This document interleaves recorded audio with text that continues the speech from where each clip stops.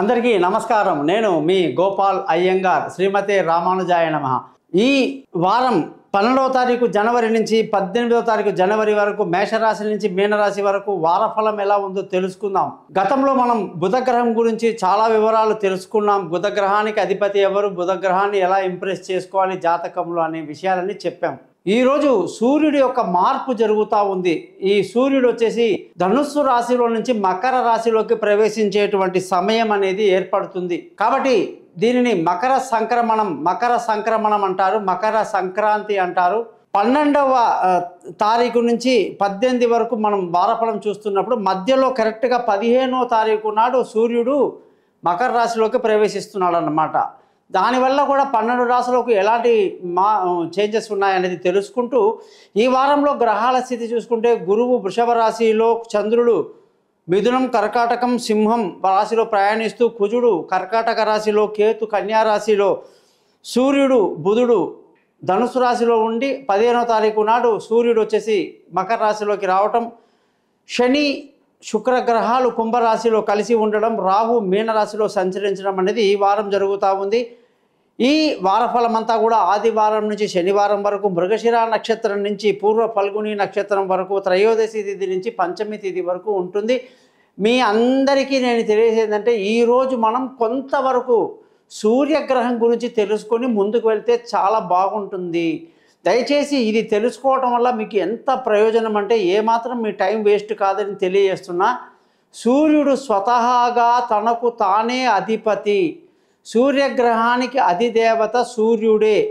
మిగతా అన్ని గ్రహాలకి కూడా ఖచ్చితంగా వేరే వేరే దేవతలు అధిదేవతలుగా ఉంటారు.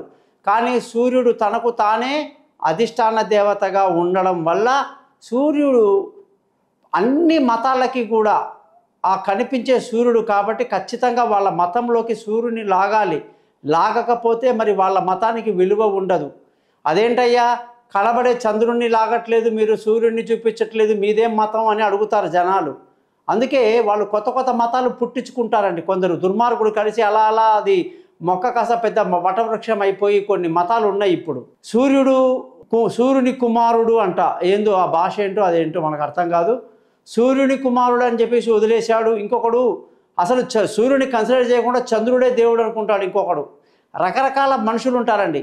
హిందూ మతం మాత్రమే ఆదిత్యుడికి సూర్యుడికి అనేక నామాలతో అత్యంత అద్భుతమైనటువంటి గౌరవాన్ని ఇచ్చి సూర్యనారాయణుడు సూర్యమండలం దాటి అనేక 14 లోకాలండి. అసలు పైన 7 లోకాలు, కింద 7 లోకాలు ఉంటాయండి. ఆ లోకాలన్నీ ఏమిటి, అందులో సూర్యుని యొక్క లోకం ఏమిటి, ఆయన ఎంత దగ్గరలో, మనకు చాలా దగ్గరలో ఉంటాడు సూర్యుడు. మనం అనుకుంటాం ఇక ఆయన్ని దాటిన తర్వాత అనేక లోకాల్లో లాస్ట్కి ఉండేది బ్రహ్మలోకము. మొత్తం ఇదంతా కూడా వైకుంఠం, మహావిష్ణువు లోపల ఇవన్నీ కూడా ఉంటాయన్నమాట. ఈ లోకాలన్నీ అంత అద్భుతంగా చెప్పడం జరిగింది. సూర్యుడి గురించి అగస్త్య మహాముని రాముల వారికి ఆదిత్య హృదయం అనే మంత్రాన్ని బోధించి అందులో అత్యంత గొప్ప నామాలు, సూర్యుడి యొక్క నామాలు చెప్పడం జరిగిందండి. దయచేసి రోజు మీరు ఈ సూర్యుని యొక్క ఆదిత్య హృదయం చదవడం, వినడం చాలా మంచిది. మహానుభావులు శాస్త్రి అనే ఒక పెద్ద అయినా కూడా రాగంతో పాటు ఆదిత్య హృదయాన్ని ఎంతో అద్భుతంగా అందులో చెప్పడం జరిగింది. సూర్యాష్టకం అని ఇంకో మంత్రం ఉంది, అది ఒక అద్భుతము. జపా కుసుమ సంకాసం అని చెప్పేటువంటి సూర్యమంత్రం 2 లైన్లు ఎప్పుడూ అందరూ చదువుకోవచ్చండి.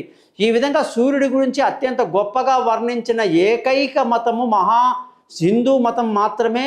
హిందూ మతంలో మాత్రమే సూర్యుడు అక్షయ పాత్రని ధర్మరాజుకు ఇవ్వడం కానీ, శమంతకమణిని ఇవ్వడం కానీ అనేకంగా మనం సూర్యుని యొక్క ఉపాసనలు వింటూ ఉంటామన్నమాట. అంత గొప్ప సూర్యుడు ఇప్పుడు మకర రాశిలోకి ప్రవేశించడం వల్ల ఉత్తరాయణ కాలం అనేది మొదలవుతుంది అని అత్యంత గొప్పగా చెబుతూ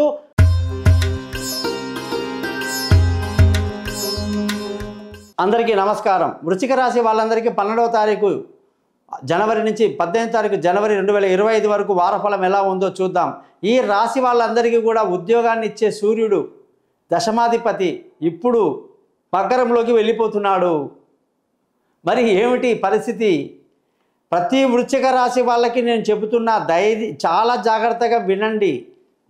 ఉద్యోగస్తులు ముఖ్యంగా పదవి ఉంది కదా అని చెప్పేసి పదవిని చాలామంది కొంచెం దుర్వినియోగం చేయొచ్చు ఉండొచ్చు, కొంచెం ఎక్స్ట్రా చేసి ఉండొచ్చు, తమ పరిధి దాటి కూడా పోయి ఉండొచ్చు. అలాంటి వాళ్ళు గతంలో బలం బాగా ఉండి అలా చేశారండి. కానీ 15వ తారీఖు నుంచి రివర్స్ వస్తుంది.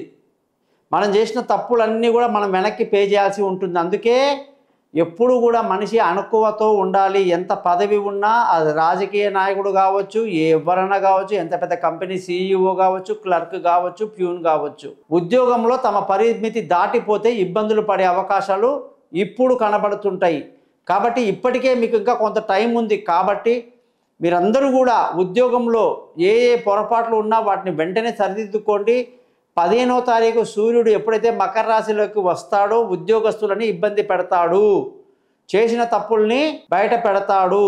కాబట్టి లేనిపోని టెన్షన్స్ అని పడకుండా సూర్యుడి విషయంలో జాగ్రత్తలు చూస్తూ 3 సార్లు ఆదిత్య హృదయాన్ని చదువుతూ 3వ ఇంటి సూర్యుడు మీకు నష్టం చేస్తున్నాడు, దశమాధిపతి. కాబట్టి ఉద్యోగం మీద ఎఫెక్ట్ ఉంటుంది. కాబట్టి ఉద్యోగస్తులు జాగ్రత్తగా ఉండాలి.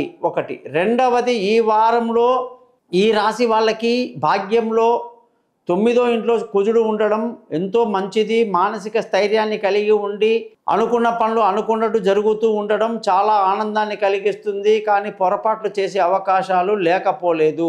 ధన ఆదాయం చాలా బాగుంది, సెల్ఫ్ కాన్ఫిడెన్స్ చాలా బాగుంది, కుటుంబ సంతోషం బాగుంది, పిల్లల చదువులో ఉత్తీర్ణత బాగుంది, బంధువుల స్నేహితుల సహాయ సహకారాలు అవసరం లేనప్పటికీ కూడా ముందుకు దూసుకు వెళ్ళేటువంటి స్వభావం మీకుంది. విలువైన వస్తువులు, భూములు, ఇల్లు, వాహనాలు అన్నీ కూడా చాలా గొప్పగా కొంటారు. లాభదాయకంగా వ్యాపారం చేస్తారు. తల్లి యొక్క ఆశీస్సులతో ముందుకు దూసుకు వెళ్తారు. మీ జాతకరీత్యా పిల్లల యొక్క చదువులు, వాళ్ళ విదేశీయానాలు, దూర ప్రయాణాలు, అనుకున్న విధంగా కాలేజీలో సీటు రావటము, అనుకున్న సబ్జెక్టులో సీటు రావటం కూడా ఎంతో ఆనందాన్ని కలిగిస్తుంది. వృశ్చిక రాశి వాళ్ళ పిల్లల విషయంలో కూడా ఆరోగ్యం పట్ల మాత్రం జాగ్రత్తగా ఉండాలి. అనారోగ్యానికి గురయ్యే అవకాశాలు లేకపోతే మీరు బాగా విందులు వినోదాల్లో ఎంజాయ్ చేయాలి. పండగ సీజన్లో అనుకుంటున్నాం కాబట్టి ఆరోగ్యం పట్ల జాగ్రత్త వహించడం ఎంతైనా మంచిది. శత్రువుల మీద ఒక కన్నేసి ఉంచడం మంచిది. రుణ ఒత్తిడి కొంతవరకు ఉంటుంది అని చెప్పొచ్చు. భార్య భర్తల మధ్య చక్కటి సయోధ్య కలిగి సంతోషంగా ఆనందంగా ఈ వారమంతా బాగా ఎంజాయ్ చేస్తారు. పార్ట్నర్షిప్లో వ్యాపారాలు కలిసి వస్తాయి. అలాగే ఈ వారంలో పెళ్లి కాని వాళ్లకు పెళ్లి కుదురుతుంది. దూరంగా ఉన్న వాళ్ళు కలుసుకుంటారు. ప్రేమికులకు ఎంతో అనుకూలంగా ఉంది. అనేక రకాల శుభాలు ఈ వారంలో జరుగుతాయి. అదృష్టం బాగా ఎక్కువగా ఉండే సమయం బుధవారం నుంచి చాలా బాగుంది. బుధ, గురు, శుక్ర, శనివారాలు అదృష్టం బాగుంటుంది. తండ్రి సహకారం బాగుంటుంది. అలాగే ధర్మ మార్గాన్ని ఎంచుకుంటూ ముందుకు దూసుకు వెళ్తారు. ఈ వారంలో ఉద్యోగస్తులకి నేను చెప్పాను ఆల్రెడీ, కొత్త ఉద్యోగంలో మారడానికి 15వ తారీఖు తర్వాత బాగా లేదు. కొత్త ఉద్యోగంలో వెళ్తే చాలా ఇబ్బందులు వస్తాయి. పై అధికారుల ప్రశంసలు తగ్గిపోతాయి. అనుకున్న సపోర్టు తగ్గుతుంది. అందుకే పదవుల్లో ఉన్నవాళ్ళు జాగ్రత్తగా ఉండాలి. ఉద్యోగం మార్చేస్తే పని అయిపోతుంది అనుకుంటే కుదరదు. మీరు ఇంటర్వ్యూలు నిర్వహించినా లేదా ఇంటర్వ్యూకి వెళ్ళాల్సి వచ్చినా కూడా జాగ్రత్తగా ఆదిత్య హృదయాన్ని బాగా చదువుకొని వెళ్తే కొంతవరకు నయం. వ్యాపారం చేసే వాళ్ళందరికీ కూడా అనేక లాభాలతో సంతోషంగా ఆనందంగా ఈ వారమంతా గడుస్తుంది. మంచి లాభాలతో ఆనందంగా ఉంటారు. మీరందరూ కూడా తెల్ల పగడాన్ని ఉంగరం వేలికి ధరించండి. 7 సార్లు కుజమంత్రాన్ని చదవండి. 7000 జపాలతో ఒరిజినల్ సర్టిఫికెట్ ఉన్న స్టోన్ని మీకు పంపిస్తాను. దీన్ని మీరు ధరించడం వల్ల మీకు ఎంతో మేలు జరుగుతుంది. అలాగే మీ జాతకాన్ని బట్టి మీ యొక్క లగ్నము, నక్షత్రము అన్నీ చూసి రాశిని బట్టే కాకుండా దశ ఏం జరుగుతుంది, ఏం చేస్తే బాగుంటుంది అన్ని వివరంగా డిస్కస్ చేసి సింపుల్గా మీకు పరిహారాలు చెప్పడం. ఈ ఛానల్ పేరు ద సింపుల్ ఎస్ట్రాలజర్. కాబట్టి మీరందరూ ఈ ఛానల్ని సబ్స్క్రైబ్ చేయడం మర్చిపోవద్దు. ముఖ్యంగా మీరందరూ కూడా జాతకం కొరకు నన్ను సంప్రదిస్తారని ఆశిస్తూ, తెల్ల పగడం రాయి కొరకు నన్ను సంప్రదిస్తారని అనుకుంటూ మీ నుంచి సెలవు తీసుకుంటాను. మీ గోపాల్ అయ్యంగార్.